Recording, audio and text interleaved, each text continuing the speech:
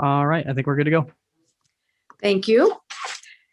Good afternoon. I am Rebecca Sander and Service Chair of the Practice IV Therapy Advisory Committee of the Kansas State Board of Nursing.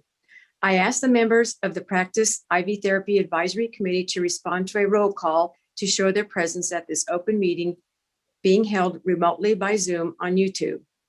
Andrea Watson. Is she present? Audrey Goldsmith. Present. Gwendolyn Lloyd. Here. Jeannie Gerstenkorn. Here. Christina Blanton. Julie Brown. Denise Rebel. Sharon Morris. Here. I also ask the following board staff members to signify their attendance. Kara Moreland, Executive Administrator. Here.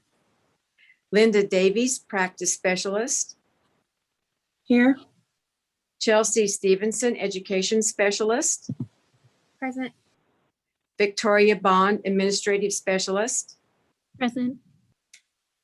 Public comment allows individuals to address the Practice IV Therapy Advisory Committee about their concerns, but the Kansas Open Meetings Act, which is known as COMA, does not require the committee to provide public comment or answer questions from individuals.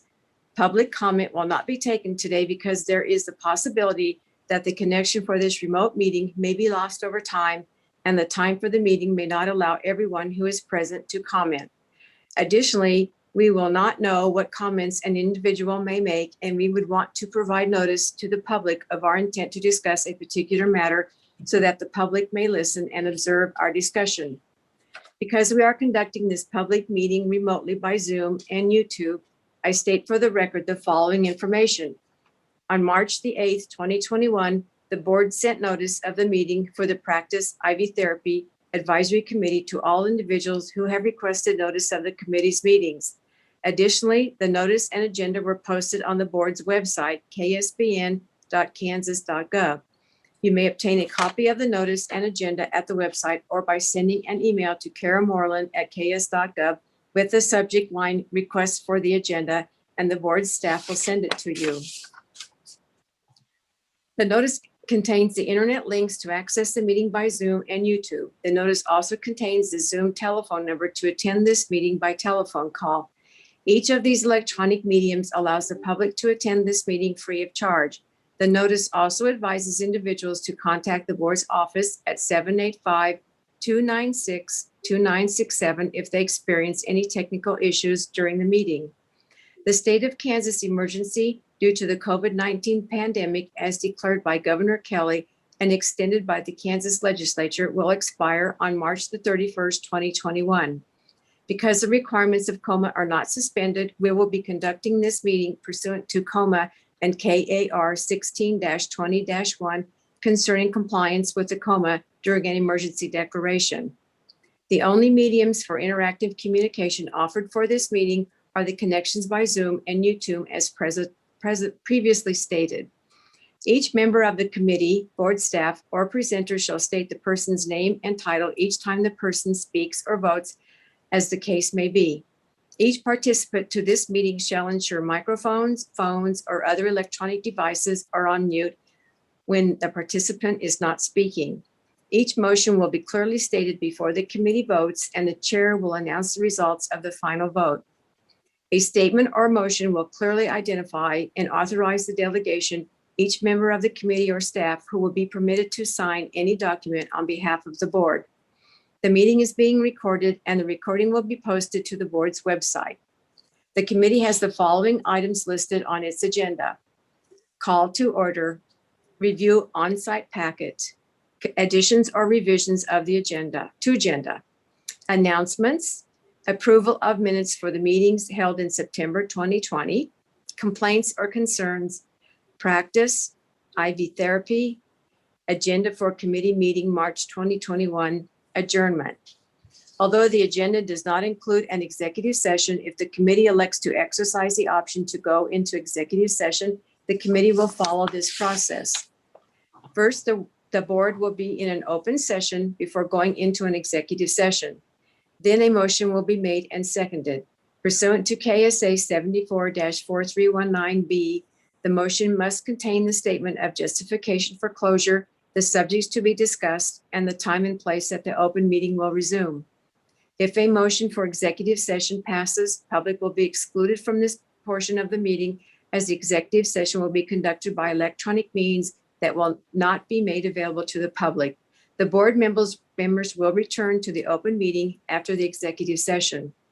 The open meeting will resume when the board members return to the Zoom and YouTube meetings after the executive session.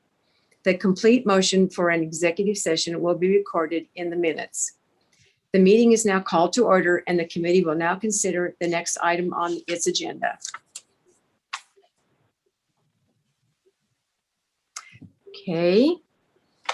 Looks like we have review of the on-site packet. Madam Chair, this is Linda Davies, practice specialist, and there is no on-site packet. Thank you. Are there any additions or revisions to the agenda?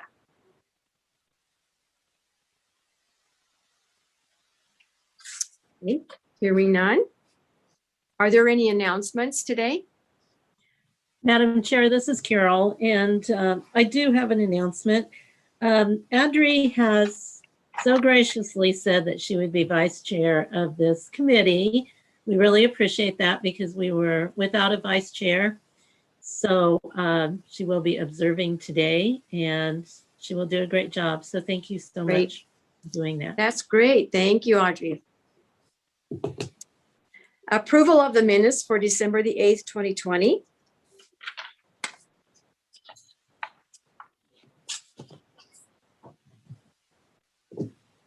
Are there any additions or corrections to the minutes from December?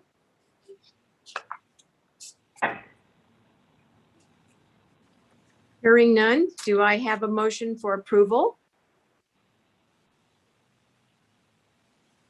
This is Andrea Watson. I move to approve.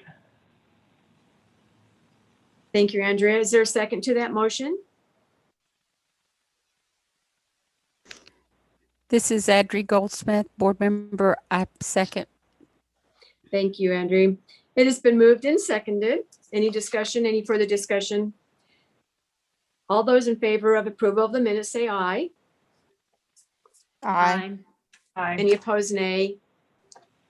Motion carried then. Next, we have unfinished business under practice. And we have none listed. Correct, ladies? Correct. Linda Correct. and Carol? Okay. So then we will move on to new business. And the first one is practice calls. This is Linda Davies, practice specialist, and I kind of gave an overview of them last time. The ones that we continue to see are relating to scope of practice, med spas, corporate nursing, a variety of questions from new grad applicants also. So we've been a little busy. So there isn't a theme or a common topic. It's just all over. Okay. Next, we have the 5-year legislative review, and I see there was quite a packet of Paul, are these statutes? There's one statute that is for the LMHT on grounds for discipline at the end. At The end, others are okay. all regulations due to be Okay. reviewed this year sometime. So they come into the agenda in March. And so if you need to make revisions, then we have time still to review them and approve them before the end of the year. Okay. I'm not sure the consensus of the group. Has anybody had a chance to look at all of those before today? Some of them are very short, and then a couple of them were kind of longer. And I did have just a couple of questions on some of them. So being that this is kind of my first meeting where I'm the chair of this meeting, and this is a newer committee to me, do you have some thoughts or suggestions on how to go about going through them? Or do we go through and if we have no issues, we approve, and if we have some issues, we kind of hold up and see what the issues are? Because how long do we have before they have to all be approved? They have to Does be it have to- approved this calendar year. Okay, so it does not have to be 2 day. Okay. No. Because that's it's a long list, but again, they weren't lengthy regulations. And I know I read through them and I really didn't have any issues with, like 60-3-102 is the duplicate of initial licenses. And I did have a question about that. Now, are we purely only doing electronic and no more issuing of paper? I wanted to ask you that. Yes, this is Carol, and it was my suggestion that maybe you table 60-3-102 and let me do a little work on that. I'm not even sure if we continue to need this one. There's a real push from the legislature for us to get rid of ones that maybe we don't need anymore. We don't issue licenses. They can print their Right. own. Mhm. So I would just, if it's okay, if this one could be tabled, then I will do some Well, work I had a that.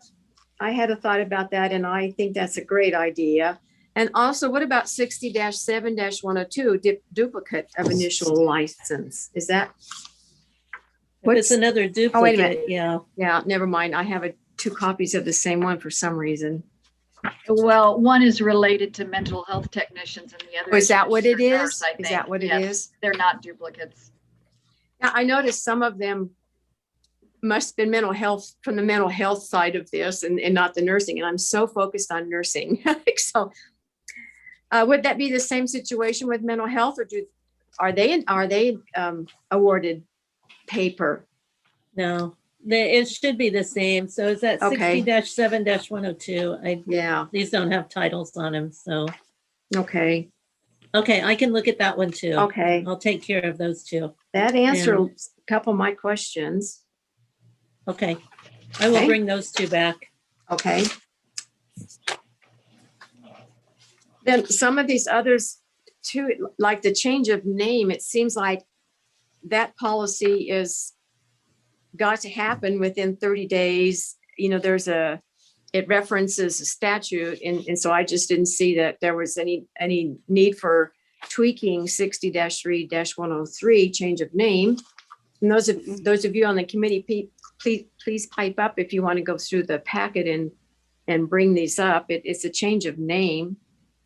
Yeah. And I just really didn't see any process issues with that because there is a statute that states it has to be within 30 days. Right.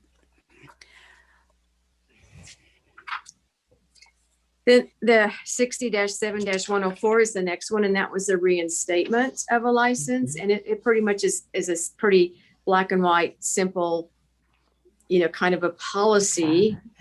And so I really didn't see any issues glaring or gleaming with this one either. Mm-mm. Unless anybody else has any issues with the reinstatement of a license. Mm-mm. They've been in place for quite a long time and they've been working, and I haven't had heard of any issues with some policies that we needed to discuss on that one. Then the reinstatement of a license. I did have a question on 60-3-105. That policy again, too, seems to be that has worked and has been there except for number 3. And the satisfactory completion of a refresher course approved by the board.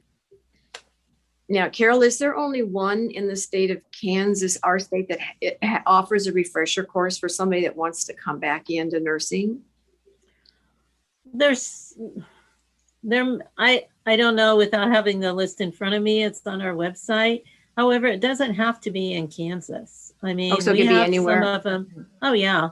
We have several that are out of state, that vendors that do this. And, it's not cheap. And that's typically the frustration that we get, is it costs a lot of money, but I mean, it takes a fair amount of time too. And Yes, I'm sure it does.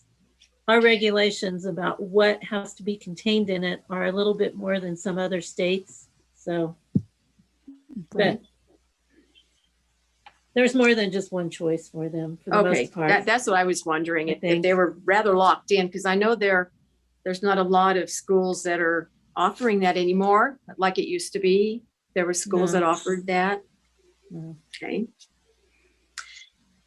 And I think, again, I haven't had any feedback or heard about any issues. The longer than 5 years seems to be still applicable to today's nursing practice, because how fast everything advances in nursing practice. I would think that still 5 years is a good benchmark to keep in there. If it's lapsed for longer than 5 years, then they need to, do some refreshing of their skills, I would think. Well, it would benefit the nurse when they went to apply That's for true. a job. Yeah. And that's very true. Because if they were out and then came back in, I think they have no idea the acuity of patients and the technology in hospitals and the increase in everything. So is everybody okay then with 60-3-105? It sounds like Fine with it. I think it's working quite fine. See, some of these I really didn't have any problems with. Now, 60-3-111 is the inactive license.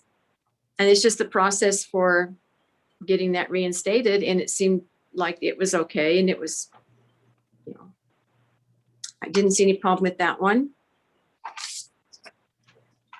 And then 60-3-113, reporting misdemeanor convictions by the licensee.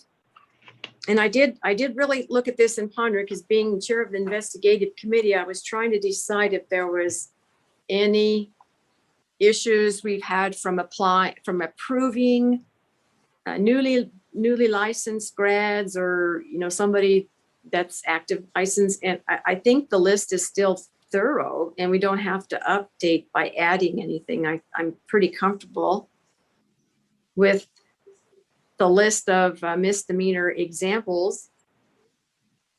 Of course, M covers whatever comes up that's kind of out of, the bizarre stuff. M would That's come. the other duties cover- as assigned. Yeah. Well, because, we can't make a list for everything, because you wouldn't believe stuff we get in today's world. Investigative committee, it's a little bit on the bizarre side sometimes. And, and we don't have a list of that, but M will cover us. So I think it's pretty much thorough. When they're wanting to know what they need to report, I like that there's some kind of a list to give them some idea of what's mandatory to report.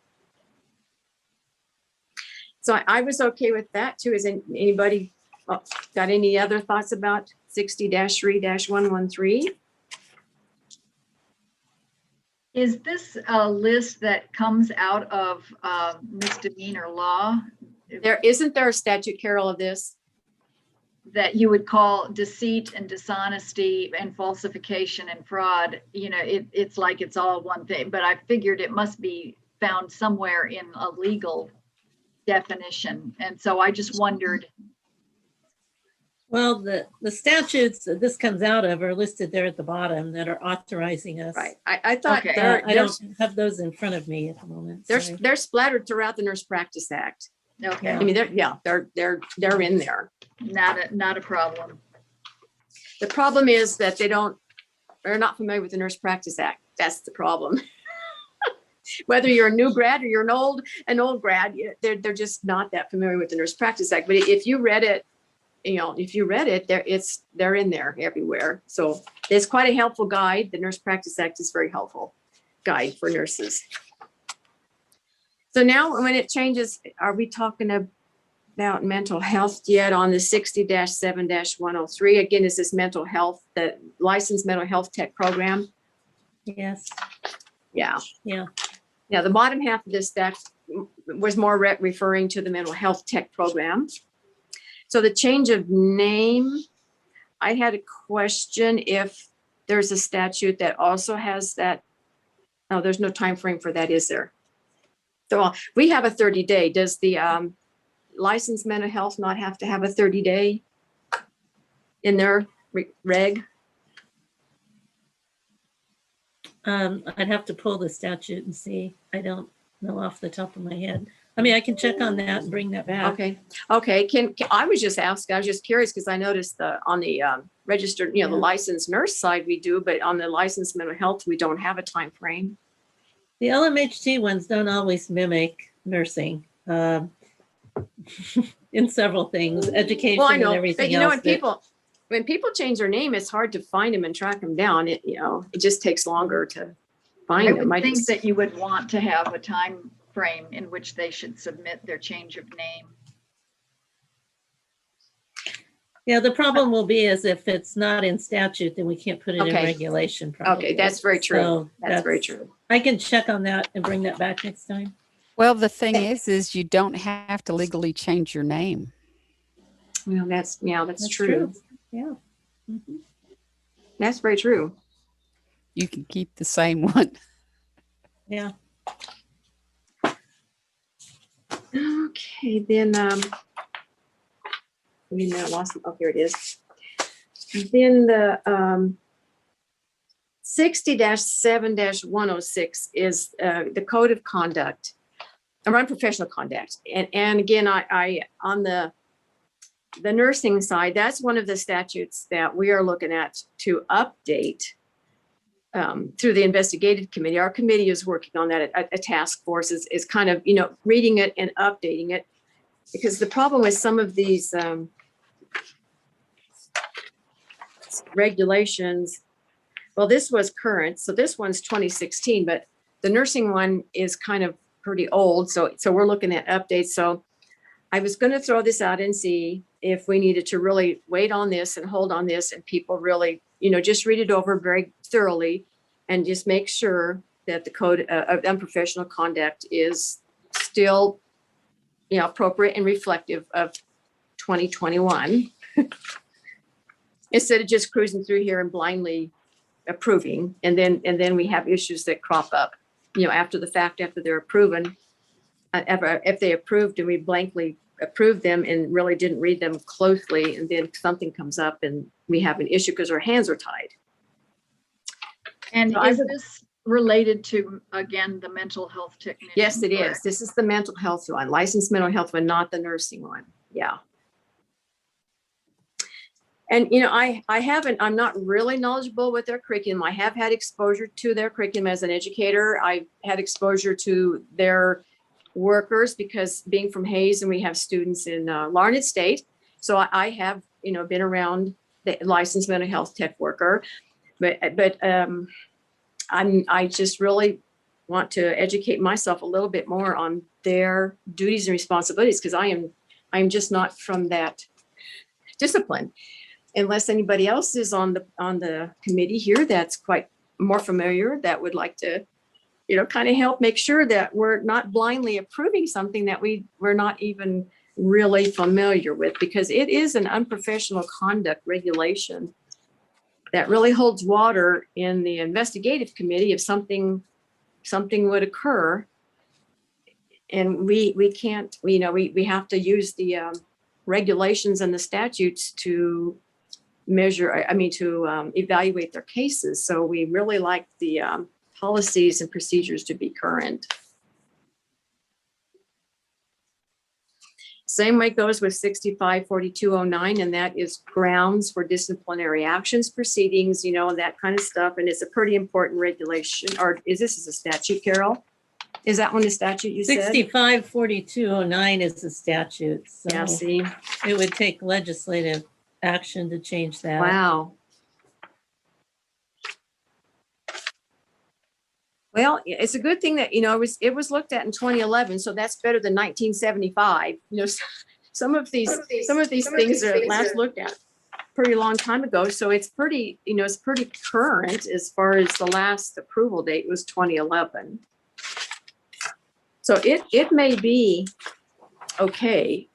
Again, I kind of cruised through it already once and didn't really see anything glaringly missing. I had grammatical edits for Yeah. it. I can send that to Yeah. you because of Okay.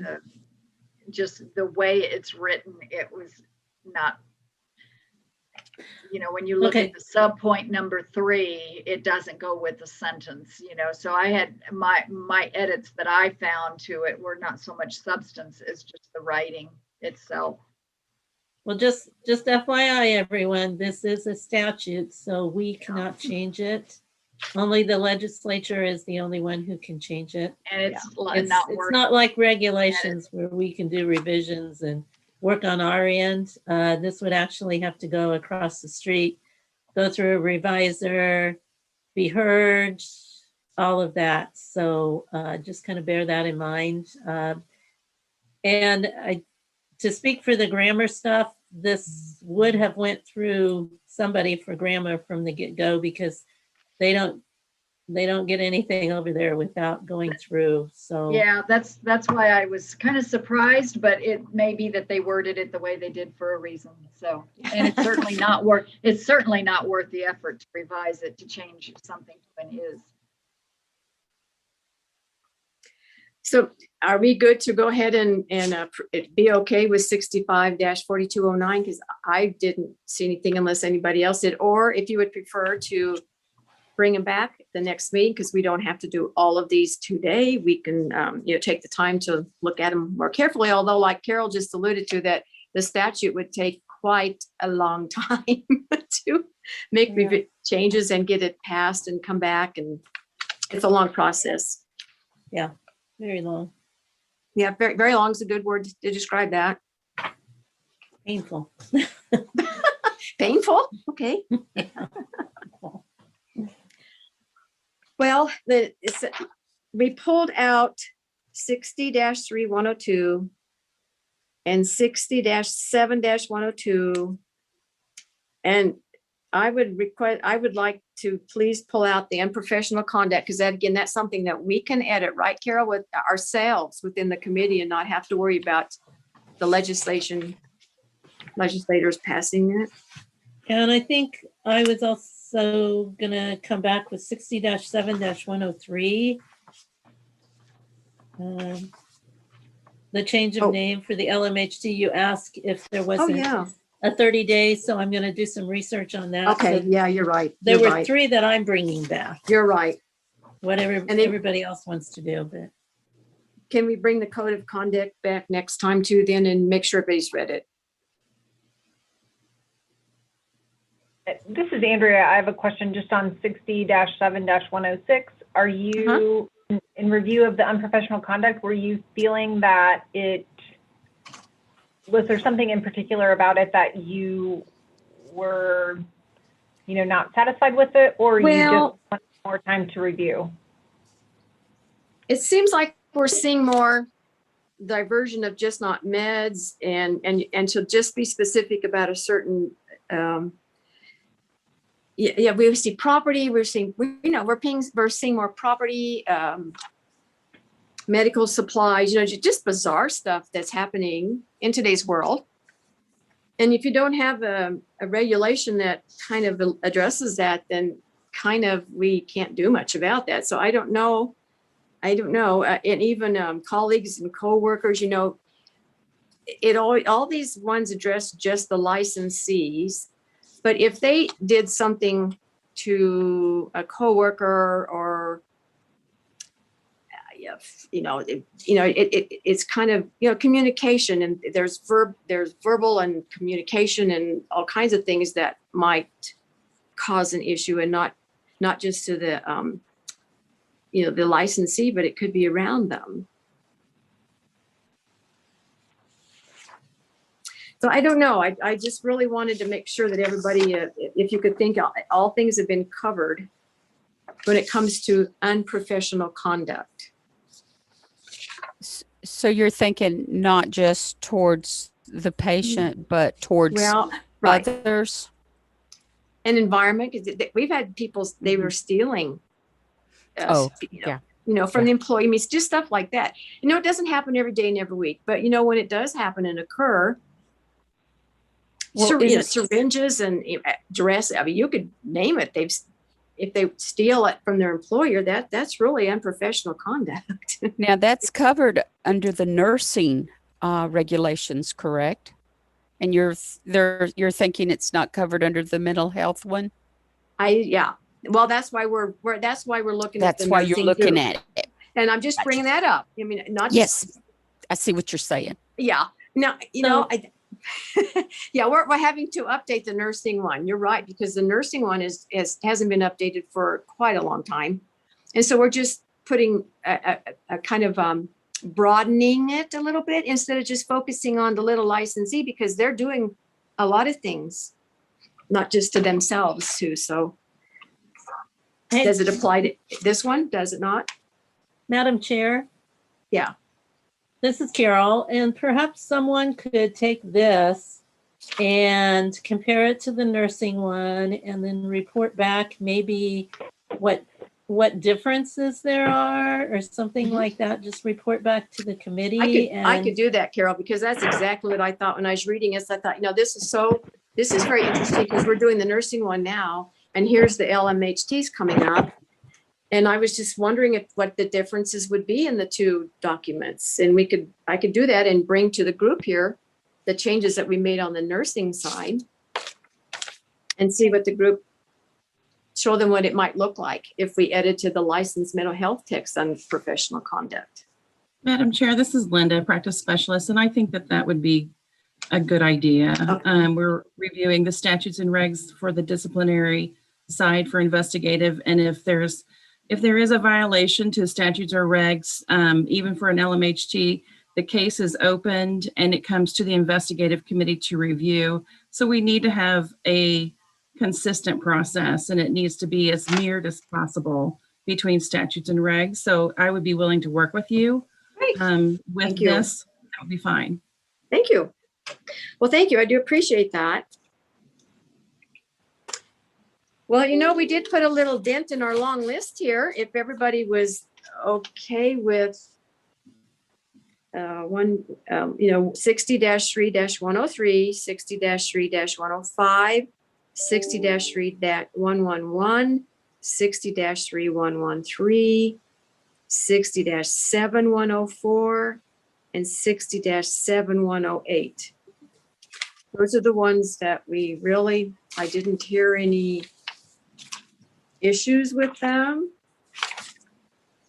Madam Chair, Yes. and Carol, correct me if I'm wrong, but since you guys do like them the way they are, we still have to make motions to approve. Right. the way they Is are. it one at a time, Victoria, or is it? Okay. Yeah. I knew you were going to say that, but I just had to ask anyway.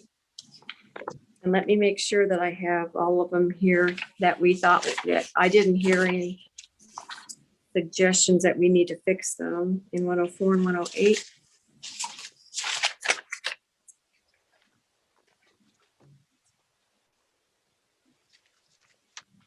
Okay.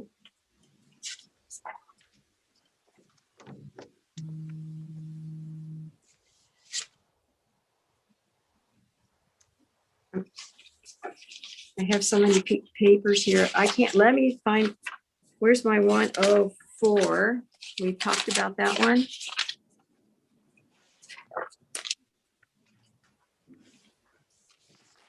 Did I miss one at 60-7-104? No, there it is. 104, 103, 105.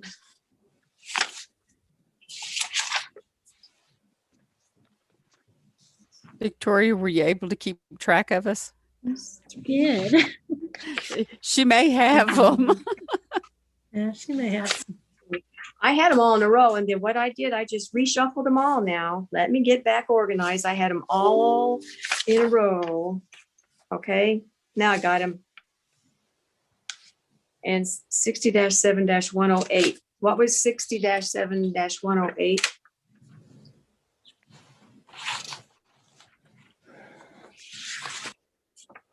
That's the inactive license for the LMHT, Oh, that's right. and it should be probably okay. Yeah. Okay. Okay. Well, if there's no other discussion about them, are we ready to read the motions for the ones we're going to approve today?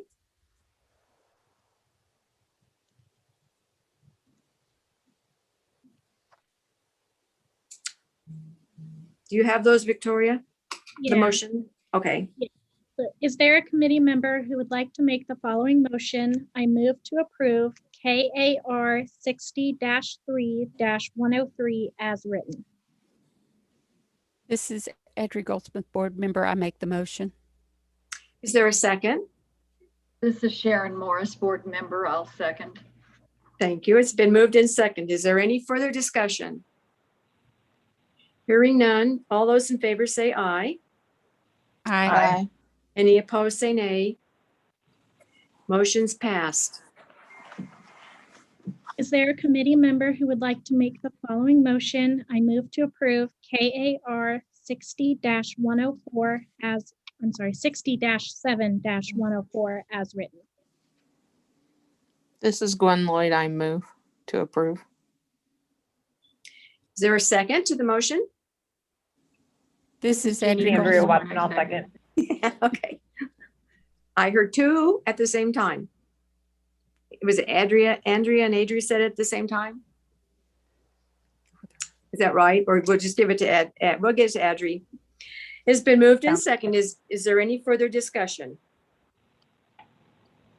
Hearing none. All those in favor say aye. Aye. Aye. Any Aye. opposed, nay? Motion passed. Is there a committee member who would like to make the following motion? I move to approve KAR 60-3-105 as written. Do I hear a second? Oh, this is Sharon Morris, and I will move to approve that. It's been moved and seconded. Is there any further discussion? Hearing none. All those in favor say aye. Aye. Aye. Aye. Opposed, nay. Motion carried. Is there a committee member who would like to make the following motion? I move to approve 60-3-111 as written. This is This is Edry Gwen Lo- Goldsmith. I move to approve. Thank you. And Is there a this- second? Gwen Lloyd. I move to second. Thank you. It has been moved in second. Is there any discussion? Hearing none. All those in favor say aye. Aye. Aye. Opposed, nay. Motion carried. Is there a committee member who would like to make the following motion? I move to approve KAR 60-3-113 as written.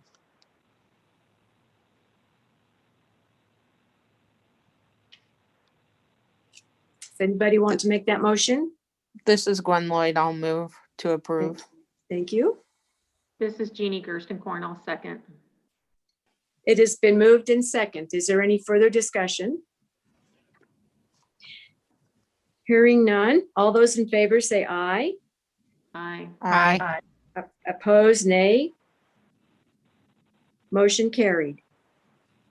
Is there a committee member who would like to make the following motion? I move to approve KSA 65-4209 as written.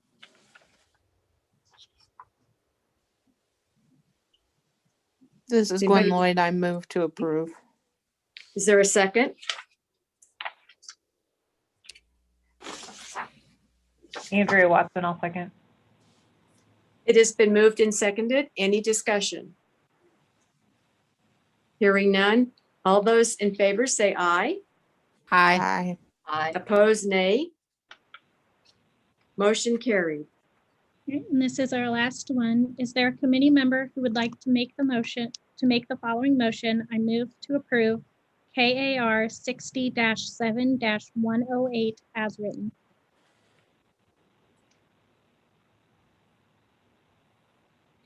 Do I I hear make the some- Watson, I'll motion. make the motion. Who's going to This do is that? Edry. Okay. Edry Goldsmith. I make the motion. Is there a second? Does anybody second? This is Sharon Morris. I'll second. Thank you, Sharon. Is there any further discussion? Hearing none, all those in favor say aye. Aye. Aye. Aye. Opposed, nay. Motion carried. Now, I'm just asking a question, Victoria, did you have 60-7-103? Didn't have that one. I had that one as you tabled it. Mhm. It was Yeah, tabled? I'm working on that one. Oh, that's Yeah, okay. bring it back. Oh, yes, here it is. I didn't mark my sheet. You're right. Okay, we're good. Committee, we're good. We got through all of those. Yay. And shrunk it down to just a few more to bring back. Okay, on the next item on the agenda is IV therapy. And under unfinished business is the updated IV therapy test questions, and that will be Carol. Did we skip the school nursing update? Oh, yes, we did. Okay. Sorry. No, that's The fine. school nursing update. Would you like me to speak to what has been happening with that bill? Yeah, I have to be kind of yes, caught up to please. snuff because, I haven't really been paying a lot of attention. This bill was brought forward by a number of partners. KSNO is the primary sponsor, with Representative Fred Patton in the House sponsoring the bill and helping us work through. This is our second run at this. It went through unopposed and unamended through the House Education Committee last year, but then did not make it to the floor for a vote. And so it kind of, I can't remember the term for that, but it died without getting on the calendar. I think COVID hit and things kind of pushed things aside. And so we are taking another run at it. This time, however, we found that some of the representatives were not as cognizant of epinephrine. They wanted to know whether or not parents could choose their brand of epinephrine. And they had heard from pharmacists that epinephrine administration could kill people. And so they were there was a struggle with this one. And so it has kind of just stalled out in the committee, and Representative Hubert, who is the chair of that, has actually moved to take a portion of it and put it into a vision bill as an amendment to a vision bill to just add albuterol. But basically all the defects of this current bill, the complications and the design flaws of the bill that put the pharmacist administering and the program in schools when the pharmacist is not present in schools, and few districts can find a sponsoring pharmacist who is willing to administrate a program in a school where they are not resident, it has limited the ability of districts, just bringing you up to speed on this, it has limited the ability of districts to implement some of these life-saving medications within their buildings as stock medications. By simply adding albuterol to the current wording and moving it in as an amendment into a vision bill that would update this and simply add albuterol is a nice gesture, and it does get us able to use inhaled albuterol in schools as stock medication. It would succeed in doing that, but it carries the same design flaws forward with just an additional medication added to it. So we would be in a position where I think as an organization, we would take that, I mean, if that is what they choose to do, and we're out of the discussion at this point, if that is what they choose to do, we would be taking another run at this in a future time, because it does not fulfill the need of revising this bill, if that makes any sense to you. Yes. Oh, my goodness. So the current bill, as it stands, has a physician ordering the medication, which is perfectly appropriate for the district, but then puts the pharmacist as supervising the program, instructs it allows the Board of Pharmacy to develop rules and regs regarding this, which the Board of Pharmacy has stated, has out and out stated they do not want to do that. And so that is all the complications with this. Instead of, we have designed this bill somewhat around the naloxone, where embedded in the bill is the storage, the education that's required, the physician orders it, the physician reviews the program of the school district to be sure that it is properly stored, that the policies around it for reporting and all of that are in place and are appropriate, and that the training is in place and is appropriate. It extends that the old bill limited who we could give it to just students or staff. So if you had an elderly visitor, you could not use, that had trouble, you could not use legally the EpiPen for that visitor because that's not student or staff.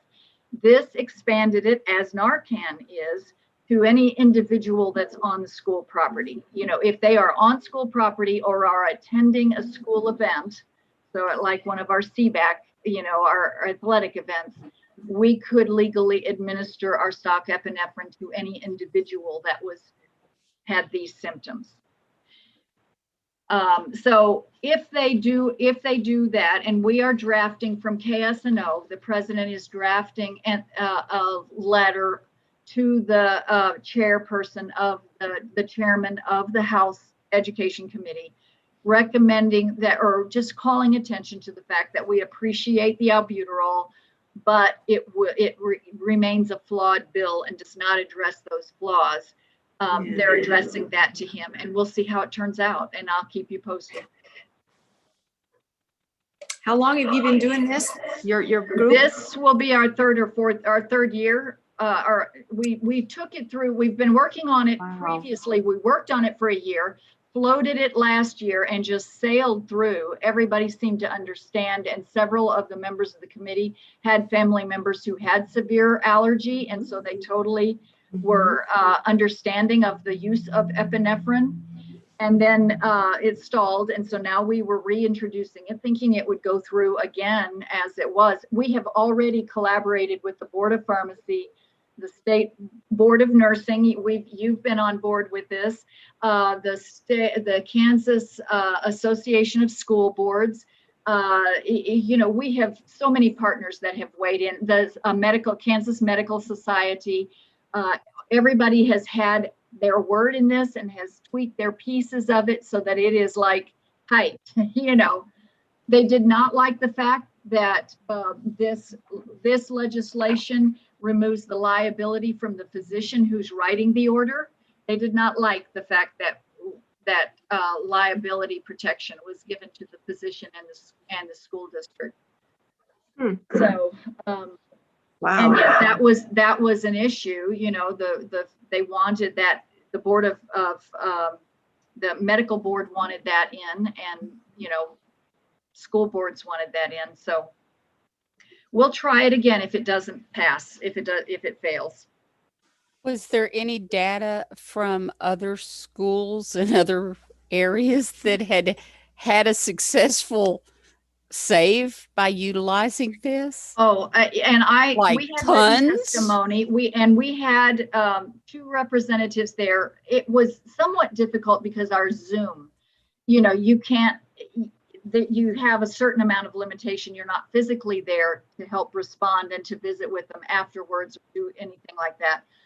We had people there that testified. I had, and I sent it with my nurse that was there testifying. I had a conflict, but I sent the legislative chair for KSNO was there, and she is one of my nurses. And I gave her the example of one student who actually went through 5 administrations of epinephrine on the way getting them transported. He had a known severe allergy to peanuts. We to this day do not know how he was exposed, but he recognized the symptoms, gave his own EpiPen, made it to the nurse's office, was still deteriorating. She used both of her stock EpiPens in the time that it took the ambulance to get there. And then the ambulance transport to Children's Mercy Hospital, they gave 2 more doses of epinephrine, and he ended up in critical care, but I don't think he would have survived to have made it to critical care if we hadn't done it. We gave that example, and their counter was, yes, but if you inappropriately give it to a person with a panic attack, you could kill them. So, you might inadvertently kill someone by giving it to the wrong person or a person with a panic attack. And so we gave a written response to all of their questions that they sent us. It amounted to about 3 to 5 pages and included statements from Dr. Wald, who answered part of their questions about the dangers of giving epinephrine, meaning that the danger is in not giving it, not in withholding. The danger is in withholding it or not having it available. It is not in giving it, because it is essentially adrenaline. And so he responded within our response, and that went to them. We know of two of the legislators who have openly stated that they will not support it. And I have those names. All the others, I think, were in. Oh. Wow. Wow. Yeah, that's kind of where it really It's shocking.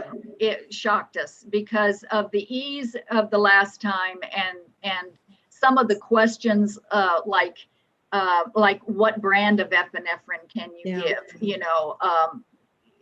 Do the parents get a choice of brand, and things like that, which we were like, well, there are different brands, but it's the brand of the delivery. Epinephrine is a generic drug.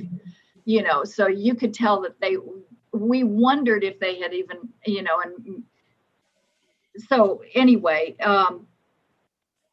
Well, you also have the Good Samaritan type situation too, who you wouldn't blame the physician, you wouldn't blame the pharmacist. It's given in good faith. Correct. And they felt that the Good Samaritan, that they were uncomfortable with the additional liability being written out of this, because they felt like the Good Samaritan should cover it. Therefore, we shouldn't have anything that states that the physician is not liable. Wow. So anyway, we will continue to address this. And see, and who knows, maybe in the future we'll get it through. Well, I applaud your persistence. You need to continue. That's just incredible. That's very incredible. Just their thought processes and their questions. Very interesting. Yeah. So perhaps with our written responses in that, it will help to, and we had submitted like 3 to 5 pages of background information. But with COVID and everything, everybody is and there is so much on the agenda that it is entirely possible that they simply did not have the time to review all of that, And so we'll continue to advance that. I know everybody's plate is full, and we'll just maybe at another time when other issues are not so weighing so heavily on people, maybe we'll get another chance at it. But we do appreciate your support, and I'll keep you posted and let you know when it comes up again. Okay, thank you, Sharon. That was very interesting. Good luck to your group. Yeah. Okay, now we're going to move on to IV therapy and then the unfinished business, and that's Carol. Yes, it's me. Actually, we need to table this updated IV therapy test questions. What we had talked about last time was doing a survey of the IV therapy providers. And we certainly mean to do that. However, Chelsea and I have both had a little bit of life to deal with since December. So we haven't had a chance to work together on this, but we have talked about it and we will get this going and bring it back in June. Now, what was the mission of that task? To find out about the updating the questions?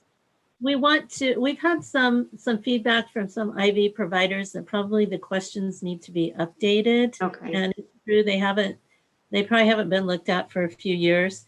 So Okay. the suggestion that came out of this committee last time is perhaps to do a survey of the IV therapy providers to see what they think should be changed. And then the process that was used last time on the IV therapy questions was there was kind of a little task force of IV therapy providers who worked on updating those.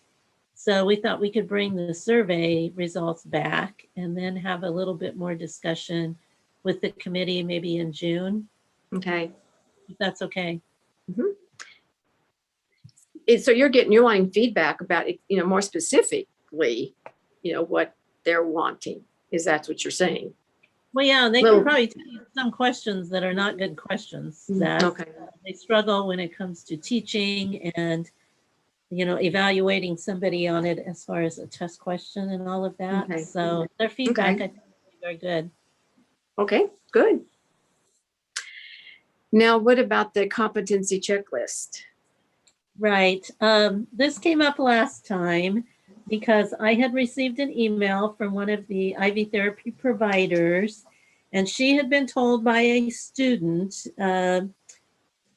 in doing a course project by this student that that perhaps we need to change our competency checklist to scrub the site before removing the catheter. So I asked her, I said, can you please send us the reference for that? I have never received it. However, what you have in your packet is a reference that somebody sent to me. I'm sorry, I can't remember who, from Nursing Skills. And it does say to scrub the catheter site junction with an antiseptic pad before removing the catheter. So I looked in other places too. And actually, I looked like in Nursing 2021. I looked in some other ones out there, could not find anything else that said that. I did get an updated Journal of Infusion of Nursing, because this is what we kind of used to base a lot of the IV therapy off from. And they have a section on discontinuing, but they don't actually have the steps.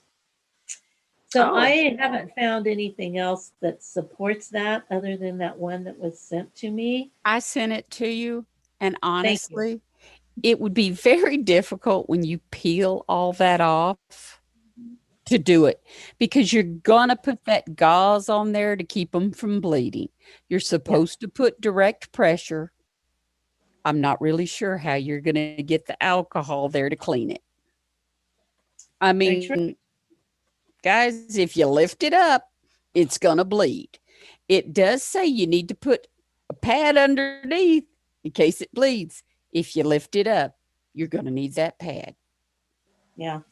And I would state that I went to the website and I looked this up, and it is really an unreferenced, uncited blog that That's people what I have thought. just put things on there. And some of the comments even go into click here to find your hidden name meaning. And I know a doctor who cured breast cancer with herbal medicine. So I'm not sure about the reliability of this blog as a source document for changing our practice.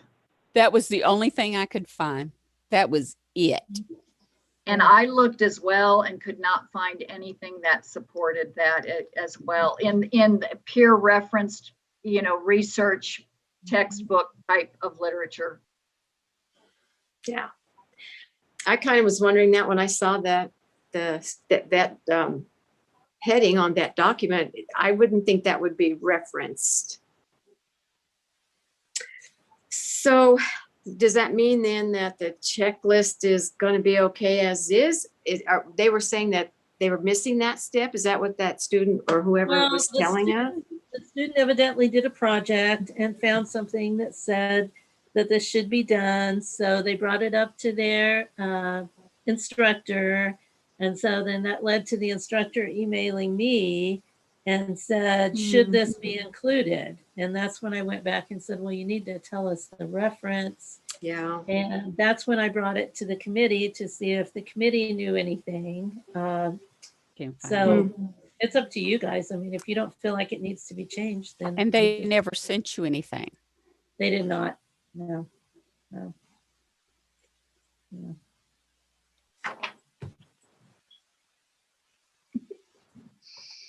Well, you know, Do we need a motion?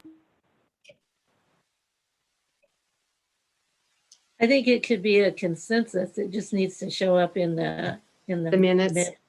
Yeah. That it was discussed and because basically you would do a motion to say that you're not going to change what you already have. Okay. Just kind of, I would think you would need a motion if you changed it. Does that make sense? Yeah. I agree. That sounds right. A consensus. The consensus is that we don't believe it needs to be changed. I don't see any documentation from a peer resource supported reference. Yeah. You're going That's to interesting. risk what you might clean. You're going to risk more introducing and bleeding and yeah. Other problems is what you're saying. Yeah. Other problems. Breaking the catheter by manipulating it while you scrub it. Well, you're going to pull it out and yeah, it's going to be yucky. Yeah. Alrighty. Okay. Okay. Was there any new business today? Carol or Linda, did you have any new business? I don't. This is Carol.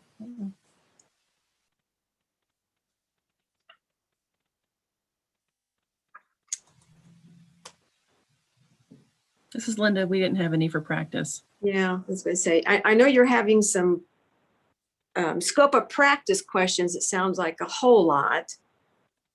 But are those just so variable and so hit and miss? It's just you don't have a grip or handle on any trend or something going on that we need to address anything with scope of practice?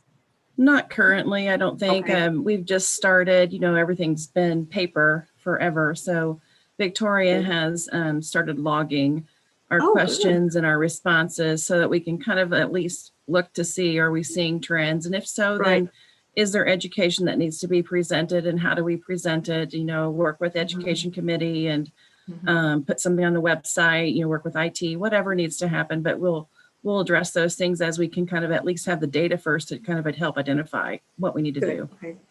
That's like a plan. That sounds great. That's a good plan. I like that idea. That sounds like a great idea. Okay, well, now we're down to the agenda for June 2021, and I know we're going to bring back some regulations and the IV therapy question, test question issue. I can't think of anything else. Is there to today put on the agenda? We'll just wait and see what we need to do between now and June. Great. Any other comments or issues or anything from anybody? Thank you to all of the staff that has helped get this together. Well, thanks everybody for attending today. And gosh, we have a little bit left of our day. Have a good afternoon or evening, and we'll see you tomorrow. Bye-bye. Bye.